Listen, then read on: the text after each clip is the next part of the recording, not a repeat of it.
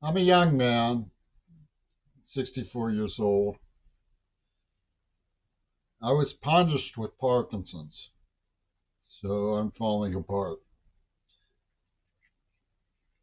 What I'm being punished for is describing organized crime in the city of Pittsburgh, where I was a library clerk at a community college. I was one of those people who was one of the few people who objected to throwing away the card catalog. My concerns were dismissed. I wanted them to keep it because I foresaw the day where it was possible there was an off chance anyway that the unity of the internet system would be vulnerable to government sabotage or um, private um, intrusion, and that the card catalog would be a good idea to keep as a backup. But they threw it away. I had dated a girl who was uh, hooked onto me by Paul McCartney. His friends back in the days when artists were went out at night, and we had magazines and we talked and we mingled. We had girlfriends. Robert Fripp went around meeting everybody who was an artist that he could possibly meet. And he engaged me in a shadowy but huge production of Peter Gabriel's. I used to have all of these cards and letters from them. I've often wondered if it would be different today if I hadn't decided that I didn't like what he was doing and gotten rid of everything, rather than have to bear the weight of some sort of oh, association with him. It would certainly be easier to prove that it happened if I had all of that stuff. But you can refer to people who witnessed it at the college and in my family. People do still have copies of those letters. I just don't. I lost a lot when my 7 boxes of possessions were destroyed by my family. But the girl came on to me, and then when Gaza started happening, I wondered if she had a moment of conscience about what she did. See, Paul McCartney wanted to black out. This production of his. If you could see the people who roll their eyes and say, just wave off the hysterical libel that I would have had something or could have stopped what John Lennon and Yoko Ono were doing and what happened with them as ridiculous silliness that it is. You would get the idea of why they have this hangdog blackout going. But they wanted the super production going that I was an unfit boyfriend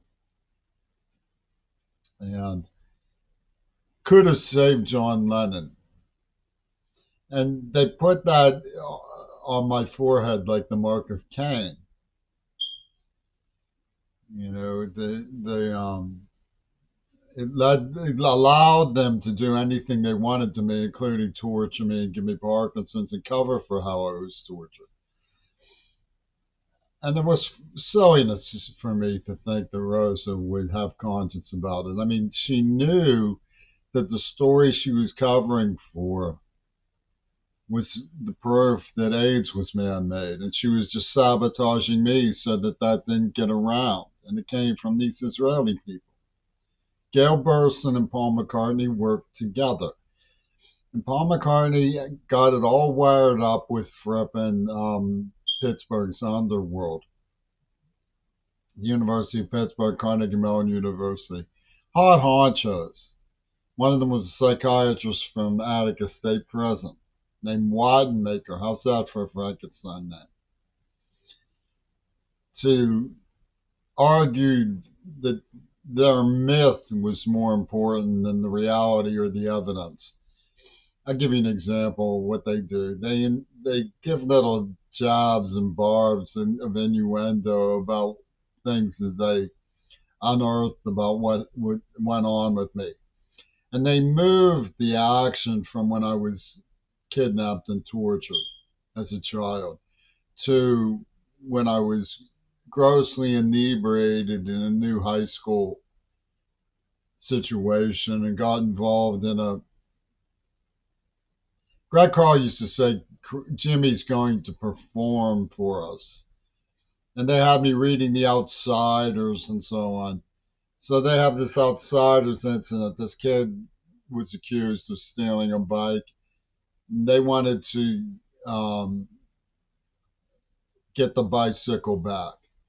And we were supposed to meet in the park to argue about it. And I got punched after I jumped on some guy's piggyback, some guy to lighten the atmosphere.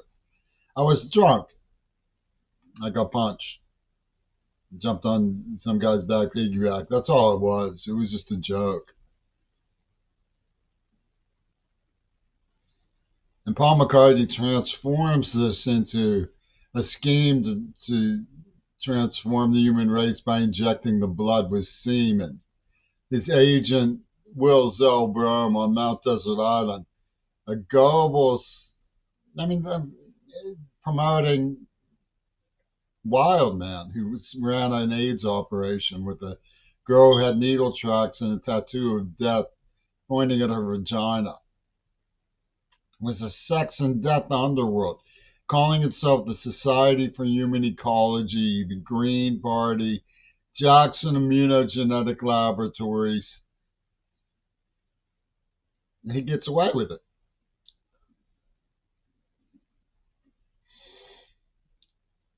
So they keep the story offline by saying that the myth has that they've promoted has debunked the particulars of the outrage. I mean, Rosa came on to me saying she loved me. I mean, and then they say that I'm a liar. And Paul McCartney's form of hypocrisy is not what we thought the Beatles' hypocrisy was. It's certainly Beatles' hypocrisy, but it's hypocrisy elevated to a plastic explosive created by the Israeli scientists. It's a super hypocrisy. So, you know, but the Beatles talk to everybody. You know, he gets Putin in on the despicable things that I was subject to as a child and turns them into carnal knowledge about what goes on at Climax One strip joints. And let me give you an idea of the attitude of these Russians. Pennsylvania, almost across the board, was deceitful when it came to minority enforcement. The idea of corrupting morals of a minor doesn't exist. But the one place where these kidnappers failed to get me across the red line of the age issue was Climax One. Okay, the strip joint wouldn't let me in. I didn't want to go in, but the adults wanted to take me in. So I sat all night out in the waiting out in the lobby, comatose from fright. And the Russians intervened on behalf of these monsters to say that the things that I overheard from the Climax One crowd when I was hostage there should be counted the myth construction of Greg Carl and Yoko Ono. In other words, they bypassed the one place that observed Pennsylvania laws about protecting the morals of a minor. And so you wonder what was back in the USSR about? Was it Oswald, Lee Harvey Oswald? Or was it who was always obviously a namesake for Oswald Mosley, the leader of the British Union of Fascists? Or was it John Lennon, who played a follower of Oswald Mosley in the movie How I Won the War? Well,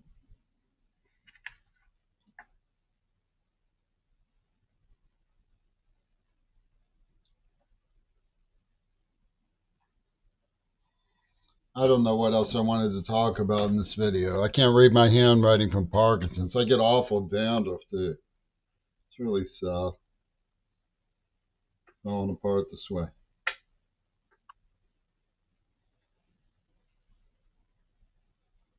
Well, I can make out one other thing I wanted to bring up. It's going to have to do with how much of a segue, which was who exactly was in on 911. My mother sent me an email. The deposit has been made. And Amanda Harcourt, who was the attorney for Paul McCartney, was working also with Queen Elizabeth. And I had heard from Martha Gellhorn. So we know that Amanda Harcourt was involved in 911. But it was a deception operation of some significance because these were the people who had released AIDS, taking it even further while claiming to be protesting. And this led Bush to open the floodgates for the destruction of smaller countries in the Middle East. It should be noted that the way that the Islamo-fascist crowd who had taken over Syria, who organized an element of Hamas to commit the Rave massacre that led to the Gaza massacre, cooperating with Israel. It was a fundamentalist tripartite system that Robert Fripp and his sister were party to. It was exhibited in Iran-Contra. People, you can't miss that Foucault, the decadent amoralist, the Paris West Bank, who burned himself alive with AIDS as an Aaron Bush now, was meeting with the Ayatollah Khomeini. And Oliver North had this thing going with pulling out of the Jimmy Carter rescue attempt when it went down, and so almost as if it was sabotaged. And he was working with Ghorbanifar on what was known as an Iran-Contra circle, where Israel was giving the Islamo-fascist missiles from America to raise money to mine Nicaraguan harbors, which is where Franklin Graham found this guy who executed Nicaraguan people for the Contras, they're calling himself Hitler and then changing his name to Lazarus because he was back from the dead. And he was a chaplain. He had found Jesus. Hitler was back from the dead now in a clerical outfit. And you get these expressions like drink the Kool-Aid from Jonestown.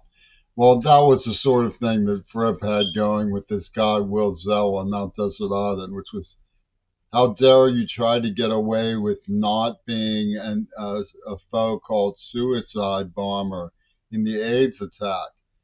And this came very directly from the mind of George Bush, whose forces kidnapped and tortured me at the University of Pittsburgh. My father was on the same ship, was on the CVL 30. Now whether my father knew about it, he used to say, let's not say we did, which is obviously a parallel in the case of John Lennon's Houdini, of which I have found all sorts of evidence. They get this idea that a child who was someone got very, very drunk playing piggyback on some kid who had to lighten the atmosphere in a park scene that was rigged for violence, which is what happened. So it magically transforms into this idea that he is to blame for John Lennon's murder. Magically transforms into this whole cock and bull story. It must be covering for something, right? And it's covering for this dude who was involved in the AIDS attack. And how dare you not Aaron Bushnell? You owe your spirit to John Lennon. Yoko Ono actually, in unrivaled gall, left a script about it in my house with things like Ono Fang looming in it. That's a revenge attack from World War II. And Hillary Clinton and Bill Clinton used macabre hypnosis. They had everybody in Seattle who would charge me at the checkout for coffee say things, I'm sorry, like they were secretly asking for an apology. And so I actually went on a train all the way, I was having IBS. It was horrifying.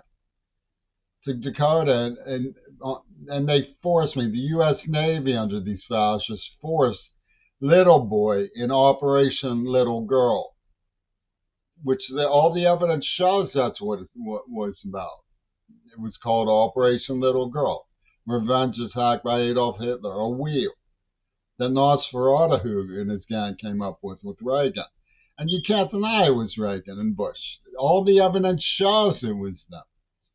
The Navy stood there while a dignitary from America's Pacific War at Sea victory at sea, was forced through terrible cruelty to apologize to the Axis forces at the Dakota for our victory at sea in the high apology method that Hirohito would demand from his minions before some of them went so far as to commit hara-kiri.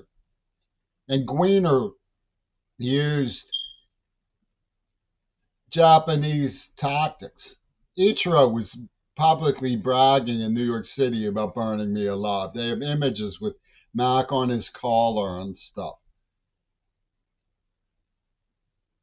They used a neurological implant. You ever hear those stories where they had the victims of their torture eating their own vomit in concentration camps and stuff because of what the Japanese were capable of in terms of sadism? Well, they recycled torture. And Jesse Jackson went along with this because of some hysteria about a one-night stand that was obviously arranged so that the pimps at Jeffin could say Obama got the symbol of life when they conquered Midori Goto and Two Virgins Pussy Bowl. That's just what they did. Oliver Stone and the United Artists for Lenin pulled this inner sanctum waltz. Now, if the Democrats like Joe Waltz, whatever his name was, that dude who ran with Franco Harris, whatever her name is, Kamala, had any sense when they saw the writing on the wall, they would have sort of said to the American people, look, um, we understand that you may vote against us because we're so stupid and fascist that we stood up for a brazen genocide against children, a Gaza rape massacre. Don't be so stupid as to vote in a majority in Congress. Make sure for the Republicans, make sure you have something as a check and balance against this madman. I'll read you something that was written. Today is April 20th. It's Hitler's birthday and Easter, 2025. 6 months to a day, as Gail Burson points out, from my birthday. I'll read you this. This was in Substack, and I'm not sure who wrote it, but Sherlin's newsletter, it's called. Over the past 3 weeks, Trump's monstrous reign has shaken this country to its core. He has upended every fairy story Americans have ever told themselves, every myth we have indulged about who we are, about merit, the rule of law, about the unshakable strength of our Constitution, and about American exceptionalism. He has smashed through every norm, every basis for deference and good faith, every presumption of goodwill, and every rational approach to policy. He has identified and taken advantage of our every weakness, and so doing has revealed America to itself. Brutal as it has been, we are now left now to see our strengths and to confront our weaknesses with clear eyes. The coming weeks will challenge us like never before. That's not really hyperbole. He's criminally insane. But the Democrats are to blame that was brought to power by making ordinary people, which the Democratic Party supposedly represents ordinary people, look lasciviously genocidal. The way Joe Biden did is an outrage, a screaming outrage against the dignity of the human race, much less America.